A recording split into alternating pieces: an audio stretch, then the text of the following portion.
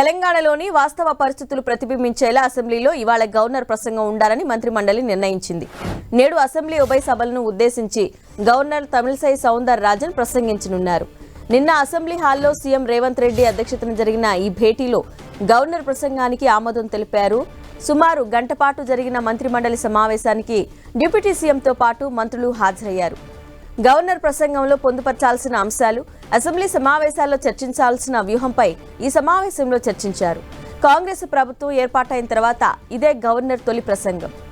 దీంతో ప్రభుత్వ ఆలోచన విధానాన్ని ఈ ప్రసంగం ద్వారా ప్రజలకు చేరవేసే అవకాశం ఉందని తెలుస్తోంది.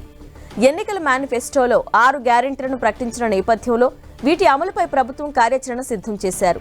ఇందుకోసం ఇప్పటికే ఆయా శాఖల ఆర్థిక పరిస్థితులపై నివేదికలను తెప్పించుకున్న ప్రభుత్వం 6 గ్యారెంటీల అమలుకు అనుసరించాల్సిన వ్యూహంపై చర్చించినట్టు తెలుస్తోంది. అలాగే గత ప్రభుత్వం హయాంలో రాష్ట్ర ఆర్థిక పరిస్థితిపై రేవంత్ రెడ్డి సర్కార్ మొదటి నుండి ఆరా తీస్తోంది.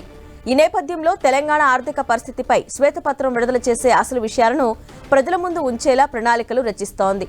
ఈ మేరకు గవర్నర్ ప్రసంగంలో రాష్ట్ర ఆర్థిక పరిస్థితిపై ప్రధానంగా ఫోకస్ చేయబోతున్నట్టు తెలుస్తోంది.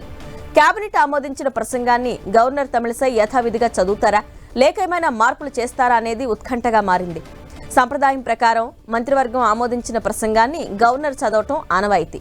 కానీ గతంలో కేసీఆర్ ప్రభుత్వంతో గవర్నర్కు విభేదాలు కొనసాగటంతో నాటి ప్రభుత్వం ఇచ్చిన ప్రసంగానికి మార్పులు చేసిన సందర్భాలున్నాయి.